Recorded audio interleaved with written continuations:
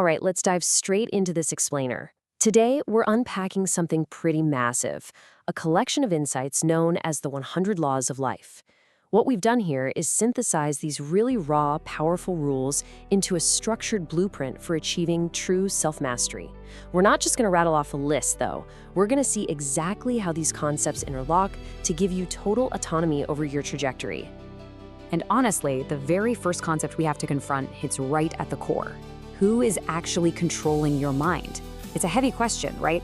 Because the reality is, if you don't aggressively seize control of your own thoughts right now, someone else will inevitably take the reins.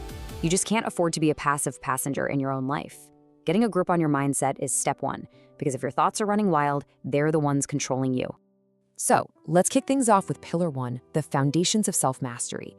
We've got to build this framework from the inside out, starting with absolute internal command.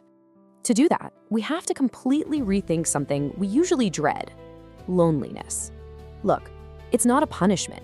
It's honestly just the normal, expected tax you pay when you start improving yourself. We really need to recognize that isolation is often the mandatory cost of personal growth. Walking alone sometimes, that's a completely normal part of hitting your biggest milestones. And to get through that solitary journey, you need a golden rule.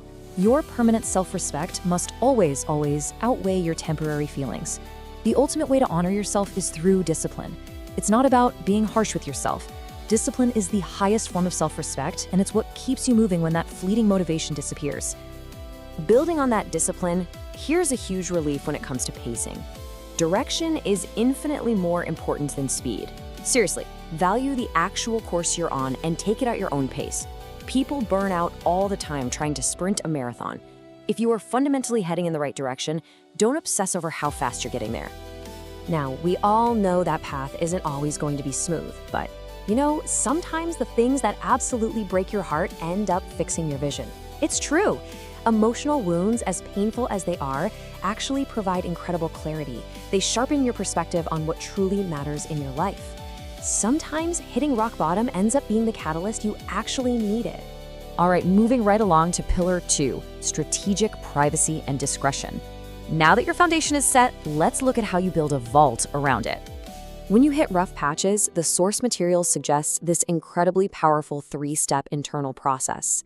Acknowledge the struggle, process it internally, and heal without begging for external validation. Why do it this way? To save yourself from massive disappointment. Seeking constant validation just hands your power over to people who might not even have your best interests at heart. The advice here is wonderfully blunt. Stop oversharing. Just stop disclosing your personal business to everyone around you. Silence is not hiding. It is a profound source of strength.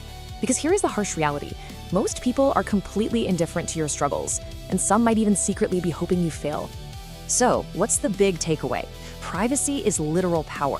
What people don't know about, they simply cannot sabotage. Keep your cards close to your chest and avoid revealing your intentions until the work is totally complete. Let your final results make the noise, not your empty plans. Which brings us to Pillar 3, pragmatic realism and finance. Let's get incredibly grounded for a minute and take an unapologetic look at your external resources. When it comes to money, there is a trap that catches so many people. And the rule here is crystal clear.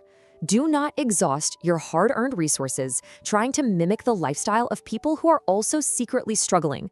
Going broke just to impress other broke people is an absolute trap, and you have to avoid it at all cost. 0. That is exactly what you will accomplish if you don't have the courage to take risks. Taking calculated risks is an essential mechanism for achievement. If you play it entirely safe just to guarantee you never stumble, you're ultimately going to gain absolutely nothing. So why do we take those financial risks? Because prioritizing your financial health is crucial. While money obviously isn't everything, it is a profoundly necessary tool. Wealth serves as a vital safeguard against life's hurdles. It drastically simplifies your existence, buys you options, and honestly, it just solves a lot of practical, everyday problems. Okay, Pillar 4, navigating social dynamics. With your mindset and resources protected, here is how you handle the most unpredictable variable of all: other people. Dealing with the world requires a major paradigm shift. It is infinitely better to be disliked for who you authentically are than to be celebrated for some mask you wear. Be genuine, but remember to dodge the arrogance trap. No matter how successful you get, humility remains absolutely vital. To protect that authentic self, you've got to establish strict rules of engagement. First off, believe people the very first time they show you who they are. Stop making excuses for them. Second, if you are a natural helper, you must set strict boundaries. Why? Because the takers of the world rarely have limits of their own. And finally, just stop wasting your time over-explaining yourself. Now, things will go wrong socially. That's just life. But when they do, you need to release those old grievances, like they are literal venom. Bitterness is a curse that doesn't actually bother the person you're mad at. It only poisons the one carrying it. Do yourself a favor, make peace and drop the anger. Finally, we reach Pillar 5, resilience and growth. This is where we build the armor you're going to need to survive those inevitable bad days. When failure hits, and for sure it will, you have to remember this. Failure is just a temporary bruise. It is not a permanent tattoo. It doesn't mark your character forever, not unless you let it. If you want to be the best, you have to learn how to absorb the worst, knowing that no obstacle is permanent. Part of true resilience is owning your voice and fiercely protecting your time. We have to stop letting a weak, people-pleasing maybe slip out of our mouths when what we really want and need to say is a firm no. Be selfish with your time, guys. It's the one asset you literally can't ever get back.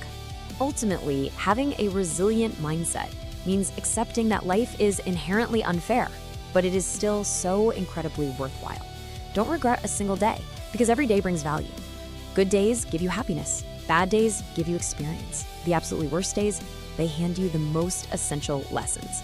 Focus on shaping your future instead of staying trapped in an unchangeable past. Life is a one-time offer. Use it well. The hard, unapologetic truth we've been circling this whole time is that no one else is coming to step in and fix your life. No one. It is entirely on you to step up and take 100% ownership of your own trajectory. Which leaves us with one final crucial question to chew on. Will you take ownership of your ending? Look, you can't go back and edit the beginning, right? That's done. But looking forward, right from where you are sitting today, what are you going to do to master your own conclusion? Thanks for joining me on this explainer, and I hope these laws give you the exact blueprint you need to build true autonomy.